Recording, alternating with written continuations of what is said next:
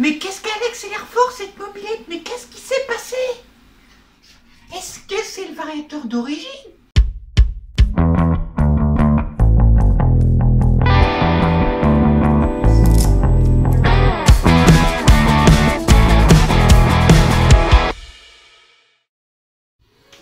Oh, mais qu'est-ce que c'est que ça? Beau ça! Mais c'est beau ça! Oui, c'est beau ça! Oui, c'est beau! Oui, c'est... On va l'ouvrir. Je vous montre que l'exemple pour scooter apparemment. Alors on va voir s'il y a du CAO.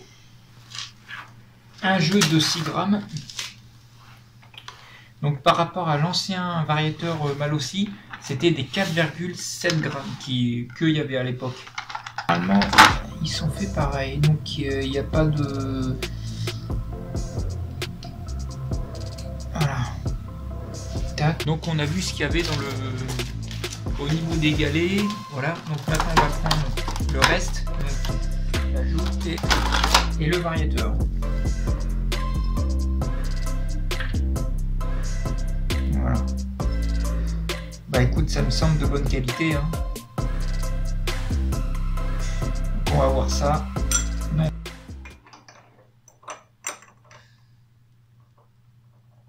Donc ça, je le mets comme ça. Je viens mettre ma petite rondelle maison, on va dire.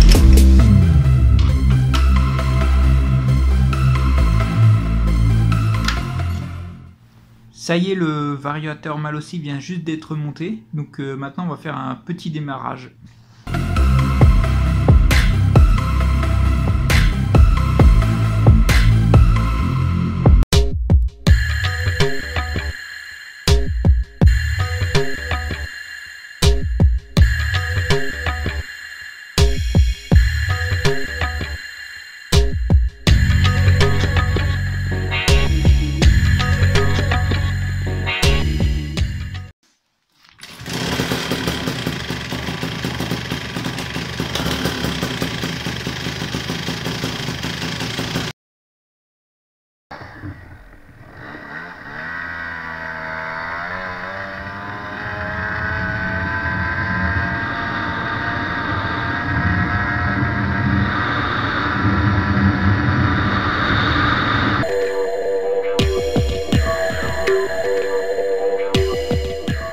On se retrouve tout de suite pour le débriefing du variateur.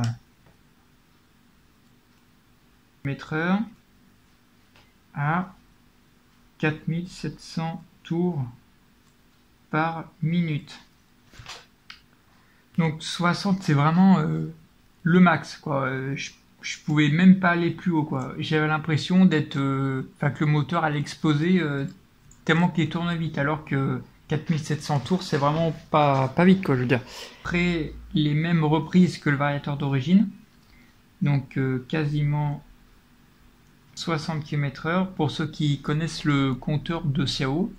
Donc je dépasse le logo Piaggio au milieu, donc voilà, je dépasse de quelques millimètres.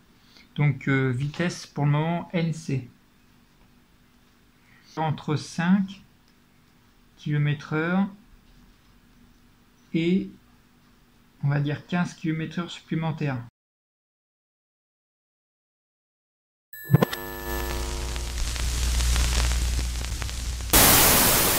Le correcteur, donc là j'ai ma poulie qui est ici.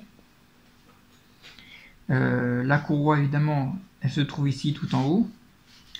Là c'est le ressort de poussée. Voilà, le petit zigouille. Ensuite là il y a la cloche d'embrayage. Donc quand j'accélère, la courroie va dans les joues sur environ, on va dire, comme j'avais dit dans la précédente vidéo, elle va environ sur 1 cm en profondeur. Donc ce qui donnait ça. À là, faut que la cloche en fait, faut que les joues se rapprochent de la cloche. Donc vous allez voir par rapport au variateur Malossi. Alors variateur. Donc j'ai regardé en roulant et la belle surprise, c'est que une fois que les joues sont écartées au maximum, la cloche elle est ici. Donc la plage d'utilisation était à son maximum. Donc ça, c'est un bon point déjà. Donc déjà, j'ai une augmentation de la vitesse, j'ai j'ai un confort et surtout, j'ai une linéarité.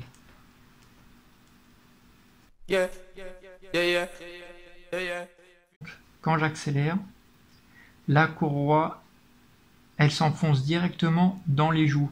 Donc du coup,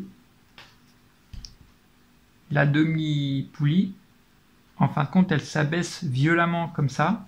Donc le moteur, finalement, il n'a pas le temps de s'accorder à la courroie. La solution, c'est de mettre un ressort plus dur.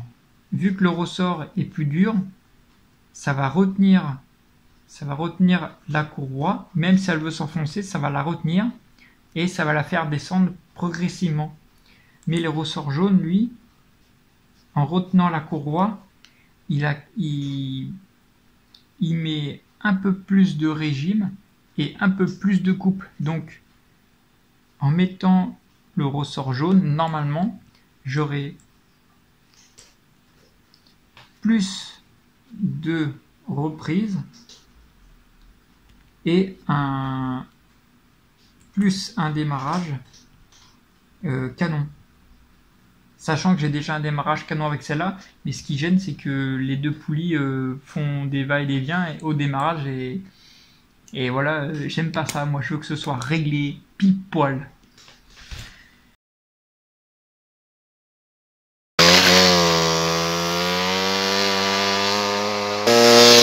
Bon, alors on revient ici pour tout simplement voir qu'est-ce qui se passe sur les deux courbes. Et donc, alors, la courbe jaune ici, en fait, c'est le variateur d'origine. La courbe bleue, c'est le variateur Malossi. Donc, comme je vous ai expliqué en travers la vidéo, le variateur Malossi, ça fait un effet de patinage sur la courroie et un effet de, vu que le ressort en fait il est trop souple, il y a moins de départ canon. Donc du coup le ressort il se ferme, il revient, il se ferme, il revient. Et donc on voit ici en bleu que à partir de 32 km/h ça part fort. Et ensuite en pointe je me situe aux alentours de 70. Donc c'est vraiment une réussite. Donc là c'était un essai sur 100 mètres. Donc évidemment j'ai pas fait de pointe, c'était juste un comparatif. Donc là je répète, c'est un test qui est fait sans réglage sur le variateur Malossi. Donc là c'est posé tel quel.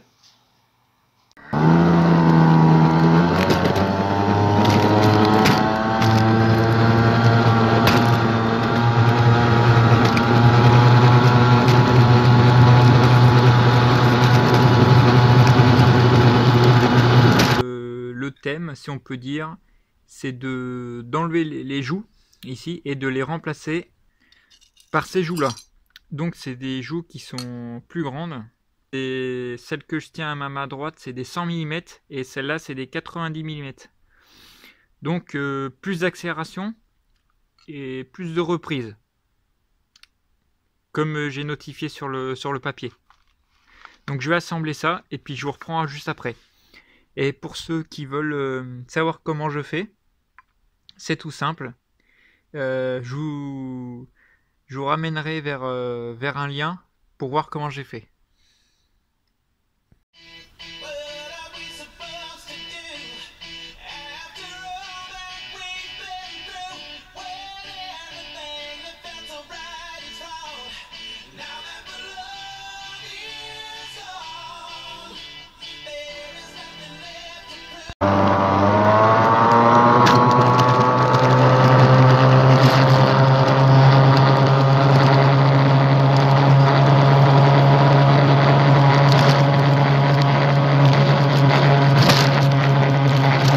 Donc on est parti pour faire un petit comparatif encore. Donc là ici nous avons le Vario Malossi en joue de 90 mm et en bleu nous avons le ressort jaune plus les joues CNC en 100 mm. Donc là, on voit que ça part moins fort sur la courbe jaune. Et avec le ressort jaune, plus les 100 mm, ça part plus fort. Voilà. Donc je tiens à préciser que le variateur mâle aussi, en joue 90 mm, j'atteignais à peu près la même vitesse que le ressort jaune. Donc là, c'est juste le départ qui change et l'accélération et la reprise. Donc maintenant, si on devait comparer le réglage, on va dire quasi fini du vario mâle aussi du ressort jaune, plus les joues 100 mm, comparé au variateur d'origine. Donc là, on voit que sur la courbe bleue, bah voilà, la vitesse est vite limitée à 60, même pas. Et là, on voit bah, que les départs n'ont rien à voir. Hein. Ça part comme une fusée jusqu'à 71 km/h. Là, pour info, avec le variateur d'origine à 60, j'étais au taquet. Et maintenant, on va faire un comparatif de ce moteur plus cette transmission avec mon autre CO. Et là, on aura peut-être des surprises. Donc, on se retrouve là tout de suite pour faire la comparaison, tout simplement. Donc, le 43 Poligny, le 100 mm plus la transmission 1,125. Le 46 Poligny 1,10 c'est la transmission, le 21 c'est le carbu. Donc ici, le 46 on a un départ qui est quand même fort. Et je tiens à préciser que c'est exactement le même pot d'échappement. Donc on a un départ fort. Ça monte jusqu'à 80 km/h.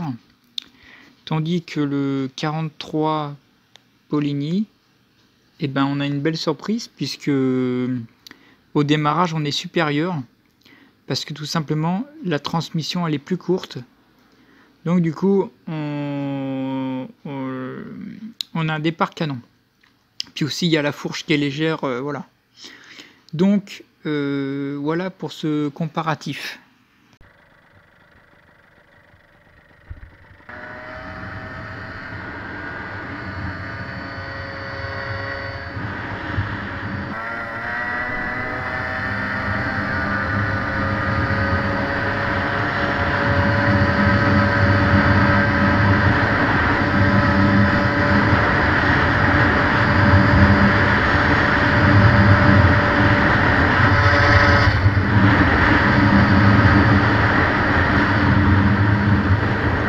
Alors nous voilà ici pour déballer un autre colis. Donc je pense que c'est mes galets.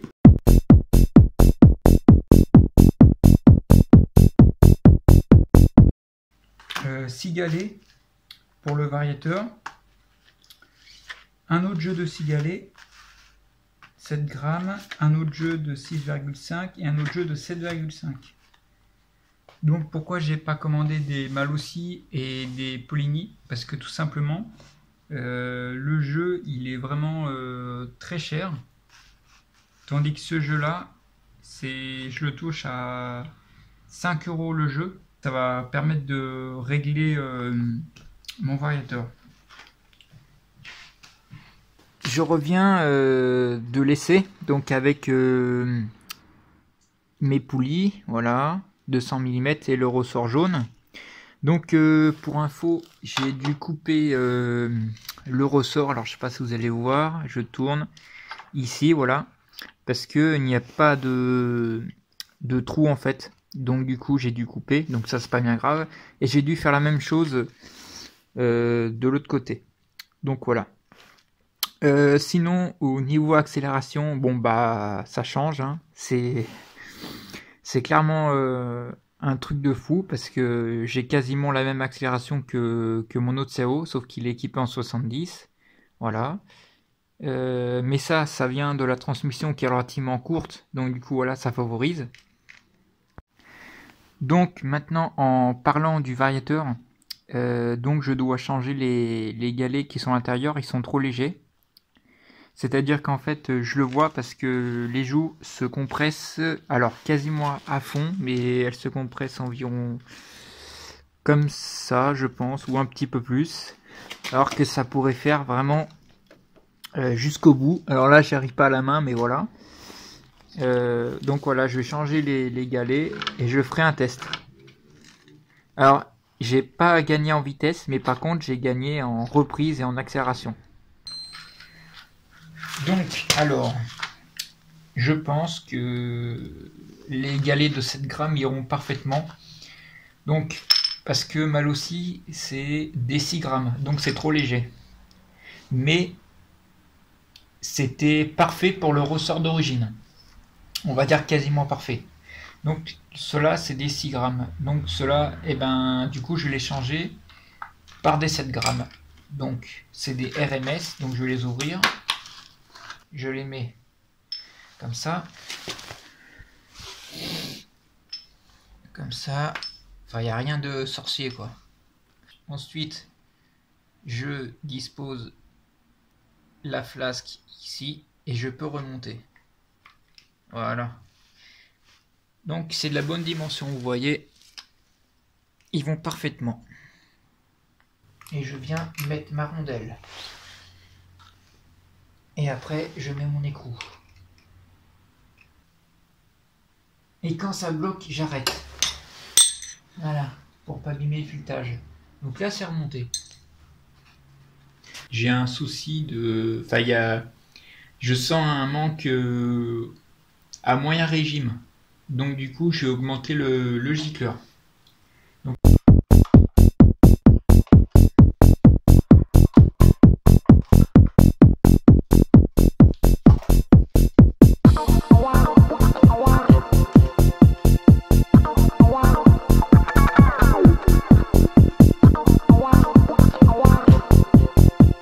je viens de voir que ma boîte à air a été déboîtée.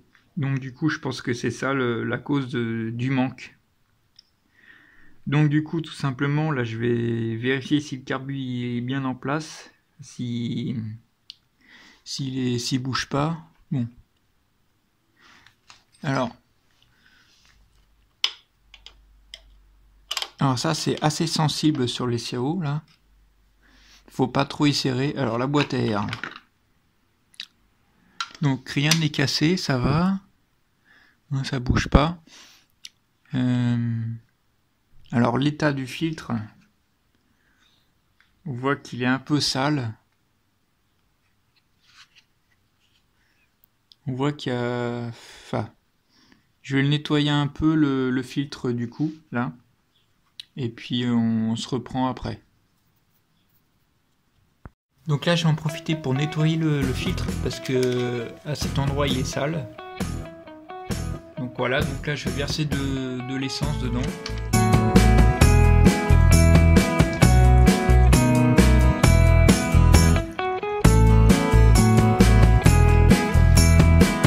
Donc là, voilà, après nettoyage, donc vous pouvez voir le dépôt. Donc maintenant, je vais sécher les pièces.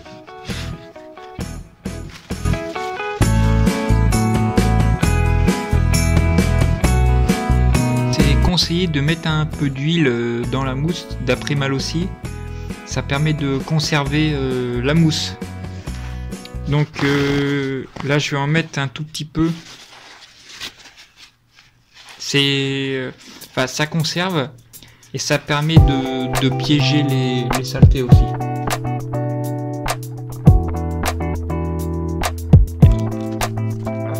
Maintenant je vais essorer.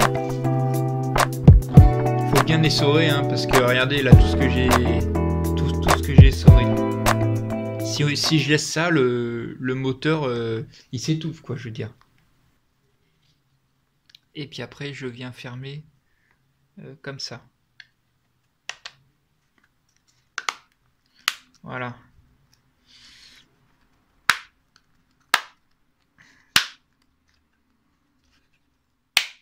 Voilà.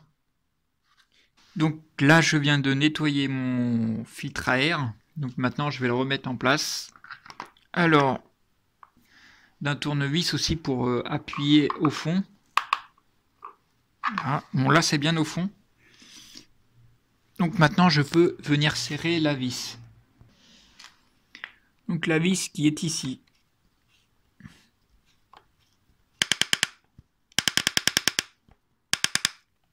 c'est bien emboîté, ça bouge plus. Et ben maintenant on a fini notre travail. Coucou. J'ai essayé les 7 grammes. J'ai ressenti une petite amélioration. Et j'ai essayé les 7 grammes,5 . Et là, c'était vraiment mieux. Donc du coup, je pense que le réglage parfait se situerait entre 8 et 9 grammes environ. Et voilà, ce serait le réglage parfait. Un bug là. Merde.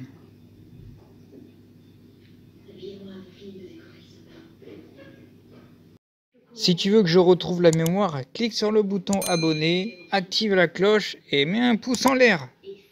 On pouvait conclure, franchement c'est une très bonne transformation que j'ai faite par rapport au variateur, parce que avant j'avais un démarrage hyper lent, alors que là bah, j'ai un démarrage canon, ça répond tout de suite et c'est ça qui est cool quoi.